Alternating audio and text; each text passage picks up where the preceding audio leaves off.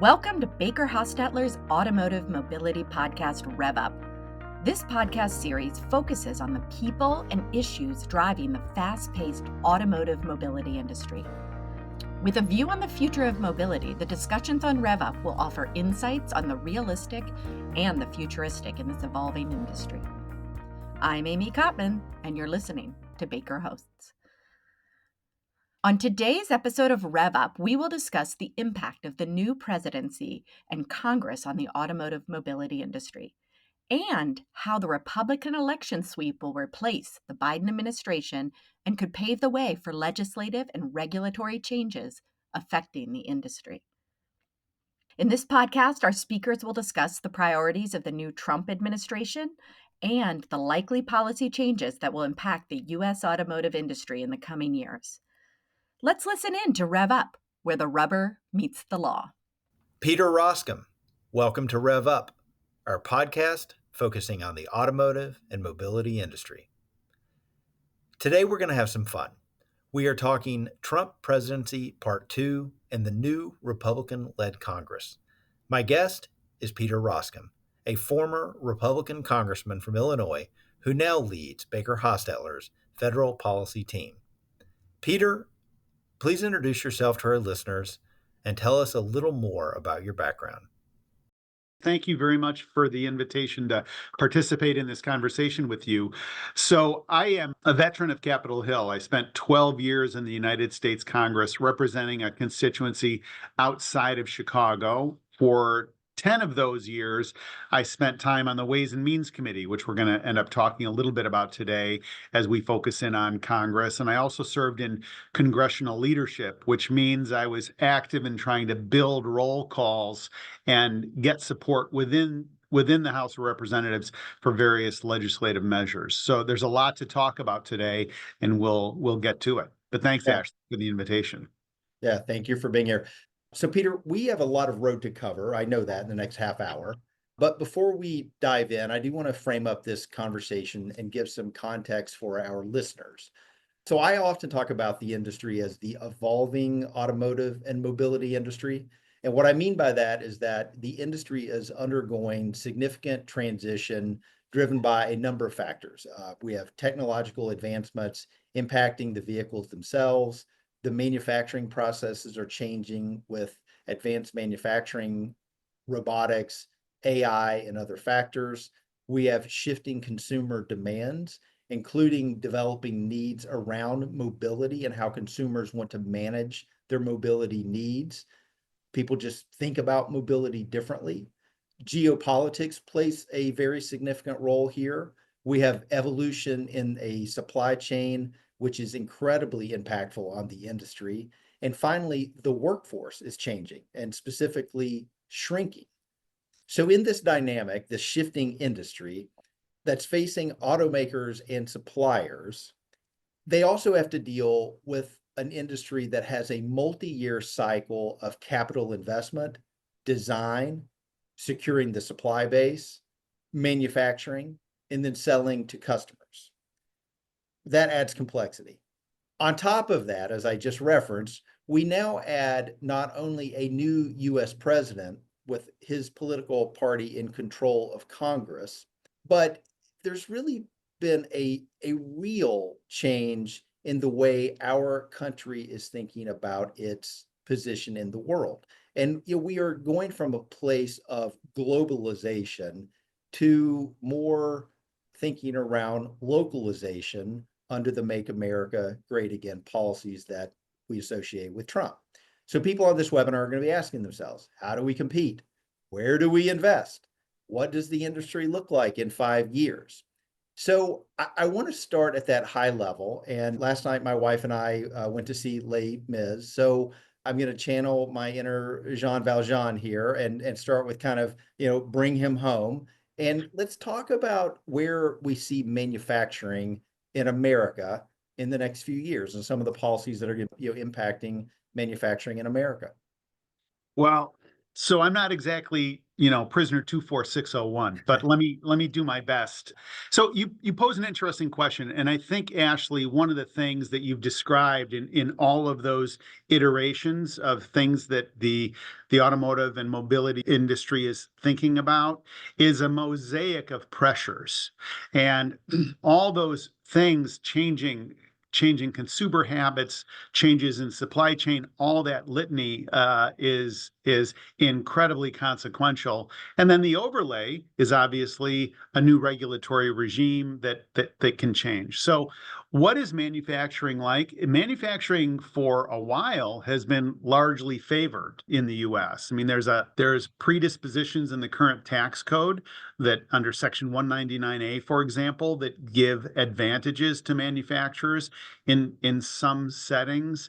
And I think that part of what's unique about the auto industry, in particular, auto and mobility, is how deeply embedded it is into the rest of the economy. There's some other sectors that are quite big, and I can't give you chapter and verse. Maybe ag is as big as agriculture is as big as the auto industry, but the auto industry is so inextricably linked to the economic health of the nation. It's no surprise that all of these factors have an impact on it. I am of the view that we're looking at more and more and more sophisticated manufacturing. That's where the percentage is in terms of a higher value proposition. I represented, as I mentioned in the introduction, a constituency outside of Chicago, had a lot of second and third generation manufacturers, and the ones that flourished were the ones who figured out, notwithstanding the global pressure, they figured out how to manufacture, in some cases, 5 times to the right of a decimal, incredibly sophisticated precision manufacturing into the auto industry. So a lot of my constituents were suppliers into the big auto companies. And so therein lies this juxtaposition of technological change that's moving quickly, the fast adaptation of technology as it relates to an incredibly competitive world marketplace, and then other factors that are regulatory and political that can constrain or create opportunities. So it's a season where there's real change and real opportunity all the way around. And the whole question is, how can an entity, how can viewers now be on the balls of their feet looking at opportunities and be well poised to take advantage of them, as opposed to being on their heels and just constantly reacting? This manifests itself in the trade questions, the supply line questions, what, in terms of US-China policy that I'm sure we're going to get to in our time today. All of these things are so deeply embedded that we're talking about one of the industries that has so many touch points from a policy point of view. Yeah, and so let's unpack this a bit. And I think you're approaching this the right way, which is, the people listening to this podcast, they want to know, how do I position my business for what's coming at us? And so if we start with the first topic, that there is a desire, and I think what you're saying is there has been a desire. It's part of the last couple of administrations. Let's say, Trump 1, Biden is going to be part of Trump 2, that we want more manufacturing in the United States. What are the tools that are going to drive that? In other words, how will Trump and the new Congress achieve that goal? Why don't you talk about that? Yeah, so there's a couple things to focus on. One is tax policy, one is a regulatory regime, and I'll come back to that in a second. And then the other is trade policy. How do these tariffs manifest themselves? So let's talk quickly about taxes. Tax Cuts and Jobs Act have a number of expiring provisions that are cooked into them for crazy reasons, but they will be expiring at the end of 2025. If Congress does nothing, over $4 trillion in taxes will be imposed on the American public and on American business. That's not going to happen. Congress feels tremendous pressure in revisiting this and taking these things under consideration, but it's not a done deal by any stretch of the imagination, Ashley, what these new tax provisions are going to look like. I was very active in the last bill, but And there's only 5 members of my party who were active on that bill during the Tax Cuts and Jobs Act, who are still serving on the Ways and Means Committee. Said another way, Let me pause you on that point, because I think this is an excellent point that doesn't get touched on enough. How many people were involved on the last bill when you were a participant? So, I mean, let's say for the sake of argument, there's 35 people roughly on the Ways and Means Committee, something in that order of magnitude. And I'm a Republican. There are only 5 Republicans who were participating in that. And that was in 2017, Ashley. So here we are a few years later, and it's entirely new faces. So some of them, some of these proposals will survive that, but some of these members of Congress will say, I'm not so sure about that. I want to make adjustments. And my point is that there will be a number of competing factors that are trying to get the attention of policymakers.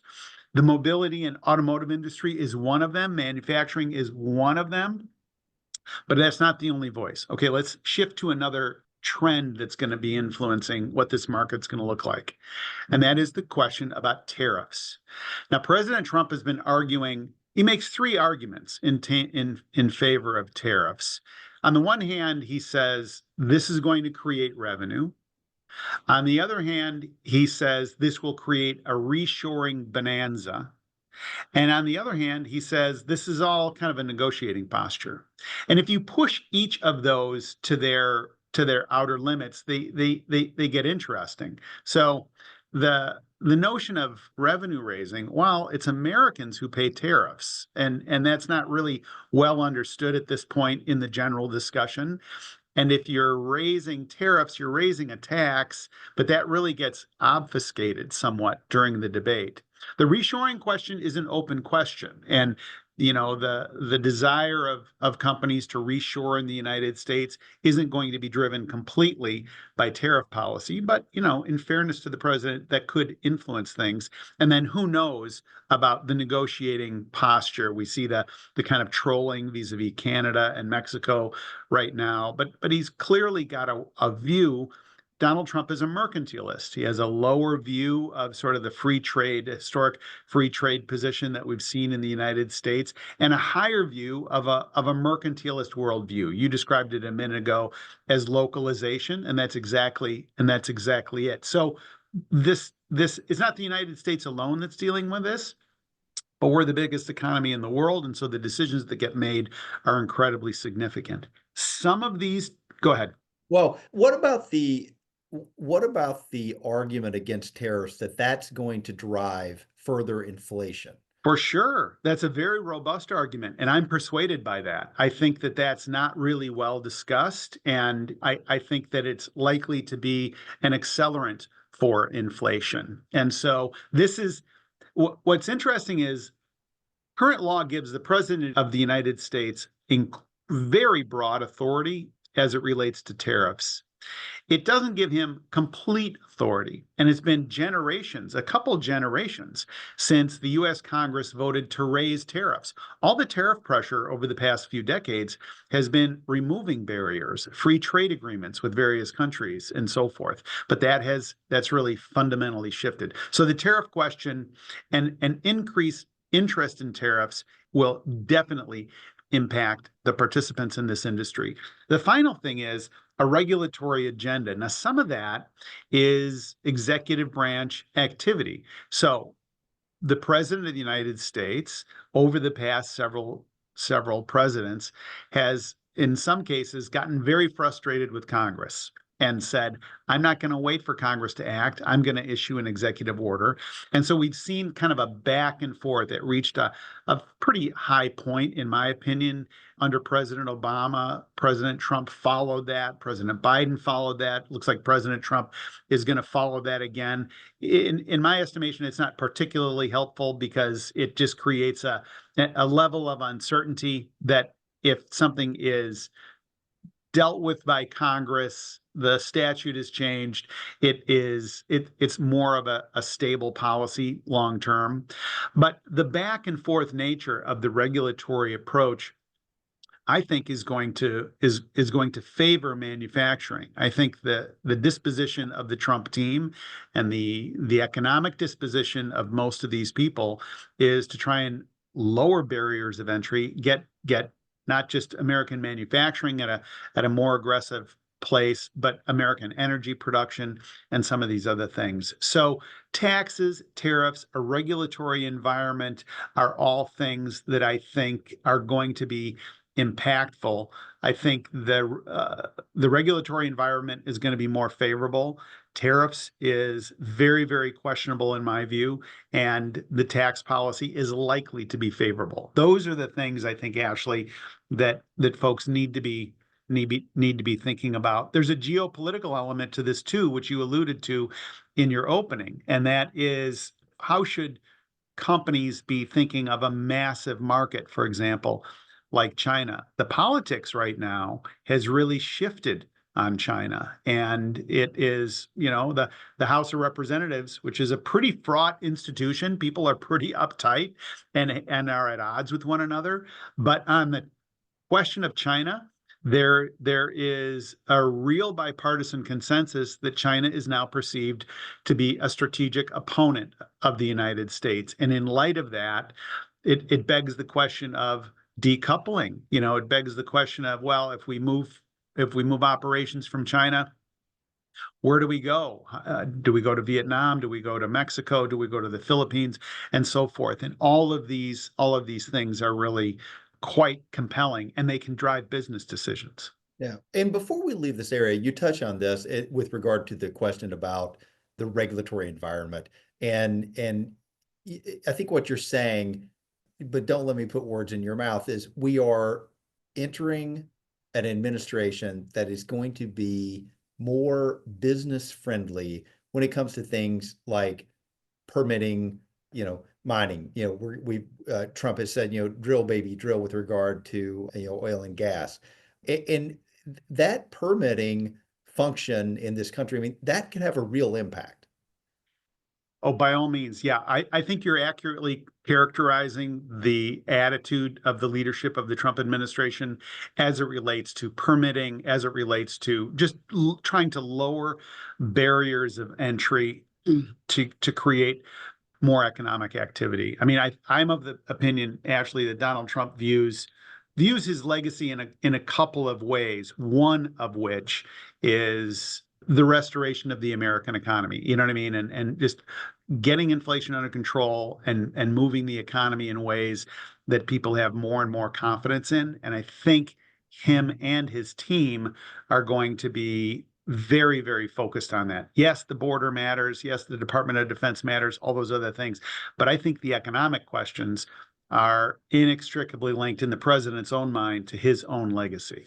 Yeah, I think that's right. The other areas we could touch on here, antitrust enforcement. I think there's a general view that there would be a more business friendly approach to this. I don't know with regard to CFIUS, the government committee that analyzes the impact of certain foreign investments, but any input on those or anything different than what I just stated? I think, look, on the Federal Trade Commission, for example, because they've been, under Chairwoman Lena Khan I don't think I'm being unkind. It pretty hostile to business and pretty hostile to mergers and acquisitions and looking at those things askance. I think that changes under a new Federal Trade Commission. Just the attitude changes. That's not to say it's a rubber stamp, but it is to say it's going to be just more favorably disposed to these types of things. On CFIUS, I think that there will be an interest on the part, and CFIUS, for those who aren't familiar, is a multi-agency effort to review strategic assets in the United States and whether foreigners can own them. So think ports and other types of infrastructure, things of significance. I think the CFIUS reviews will be fairly robust, actually, because the CFIUS will not want to be manipulated in some way that some malign entity is able to gain control of something. But I don't think they're going to be difficult to the point of being obtuse, but I do think that they're going to be taking a close look at direct foreign investment. Yeah. Okay, I want to turn next to some of the policies that may impact the EV market, the market for electric vehicles in the United States. There's a whole host of things that we could touch on here, but maybe since we haven't talked as much about, the EPA, the environmental side, we start with some of the policies around, greenhouse gas emissions and how changes are in the approach there could impact EVs in the United States. I mean, what's going to happen with the EPA under this administration? Well, the EPA is likely to be led by former Congressman Lee Zeldin, who has the president's ear, has a relationship with him. Lee Zeldin represented, and I served with him, and he's got a good reputation, in my opinion. Served in Congress representing Long Island and ran for governor of New York. So he's been in and around sort of the New York political scene. To describe his worldview, that is Zeldin's, is to describe somebody who is sort of in that traditional free market lane that would say, yes, we've got concerns about greenhouse gases, but we've got a lot of other things to be concerned about too. So I don't think that you're going to see leadership that's just completely dismissive of climate claims, but you're also going to see more of a counterweight in terms of fossil fuels and so forth. So in the same way that the leadership at what I've just described at the FTC will be shifting in terms of disposition, I think that the EPA leadership will be shifting too. And I guess the best way to think about it, we've all interacted with people over the years, and sometimes when you're negotiating with somebody and you're interacting with someone and they're trying to get to yes as opposed to trying to get to no. And I think Zeldin's, and this is just me projecting, but I think Zeldin's attitude on various measures will be, let's try and get to yes. How can we have as much economic activity, good economic activity as possible, at the same time maintaining stewardship of environmental resources? So I think under Zeldin's leadership, you'll see a rebalancing in some ways, because in some ways the EPA, from one perspective, people have been criticizing it, saying, listen, it has become obtuse and difficult, and we're arguing about how many angels can dance on the head of the pin, as opposed to figuring out how we should have a good balance between economic activity and these health issues. Well, and I think what you touch on there that I want to, pause on for a second is the EPA is likely to take a more market-driven approach to regulations impacting the automotive industry. And for instance, there was recently granted a waiver for California to have higher standards for zero emissions for cars sold in California by 2035. A rollback of the federal regulations and a move by the Trump EPA to withdraw California's waiver would slow the urgency with which the automotive manufacturers now have to build an electric vehicle fleet and have those on the road by 2035. That's how that approach could impact the automotive industry. That's right. And it's interesting, too, to be thinking about even just more generally, Ashley, rolling back various regulations. So there's something called the Congressional Review Act, which allows Congress and a new administration to review sort of late-breaking rules that have been put in place by the previous administration. So the Trump team would be able to look back, let's say roughly till August of 2024. Anything that was promulgated after that would be subject to the Congressional Review Act. Now, there's a complexity there, though. What is the complexity? The complexity is there's not a lot of Senate floor time to be able to deal with these things. They've got nominations, they've got to deal with the debt ceiling, they've got to deal with these various reconciliation packages, they've got to fund the government. You take my point. The other thing is trying to undo then, if you don't use the Congressional Review Act and you go in and you try and undo it through the normal rulemaking process, that can take a year. I mean, that's a lengthy legal enterprise for any incoming agency to do it and not use that shortcut way through the Congressional Review Act. So my point is that while many of these things, yeah, there's going to be some look backs, but many of these things will be choices that the new administration will be making on a moving forward basis. Yeah. So since we're talking about EVs, a couple of the questions that have come in have asked about the $7,500 tax credit given to consumers who buy electric vehicles. There's been, headlines that we've seen over the last couple of months, whether that's going to be eliminated or not. Any insight there? I'm of the view that that's under a lot of pressure, and that it could very easily be just eliminated moving forward. And the reason is some of these tax questions, Ashley, now will become a zero-sum game. In other words, this tax provision will compete against another one for kind of revenue space. And I don't want to get everybody bogged down in a bunch of procedures, so I will leave it there. But the reason is that this will be in direct competition to other aspects of the tax code. Yeah. And I think generally speaking, the revocation of the credit is viewed to be most damaging for the traditional automotive manufacturers who will be moving to an electric fleet versus a company that maybe is focused on electric vehicles from the beginning. And I think what I'm also hearing here is you're saying, look, that may go away, but there may be something else that comes along to fill that void in terms of an incentive of some sort that would be beneficial. Exactly, Ashley. And I think toward that end, there's sometimes when policymakers say, I don't want to be choosing technologies here. I don't think that's the role of tax policy. And if we want to incentivize, some threshold here, then fine. That's a good and worthy thing. But let's not be picking technologies, because frankly, Congress isn't very good at picking winners and losers. The marketplace is far, far superior. Yeah. I also want to touch on the EV supply chain and raw materials. I mean, this is a hot topic area. China has actually implemented restrictions on the export of high-grade graphite. High-grade graphite is moved or used in the production of EV batteries, specifically lithium-ion batteries. And there was just a headline in the newspaper that, yesterday, the day before, that GM just signed a deal with a company from Norway where they're going to get their graphite that's going to be used to produce, GM's EV batteries. So in terms of what's going on, whether it's mining, maybe this touches on the permitting, but also the tit for tat maybe between a country like China that is rich in many of these elements and minerals, and the United States.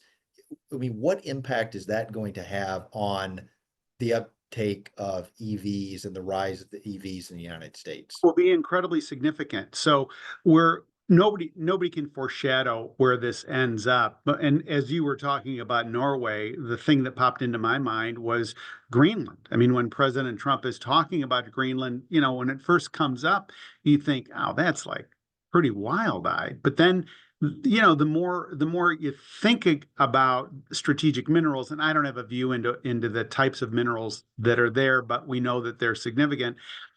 It begs this larger question. Now, I think the permitting question is going to be a far easier discussion. If you're in the mining business, this is a good week for you. You know what I mean? If you're in the mining business in the United States, it's a good week in terms of just having more support, political support, to be able to explore here. But for purposes of this call, people making decisions, there's many unknowns about how this manifests itself. But I do know this: the pressure on the U.S.-China relationship is not going to be easing up in the foreseeable future. In fact, I think it gets tighter and tighter and tighter.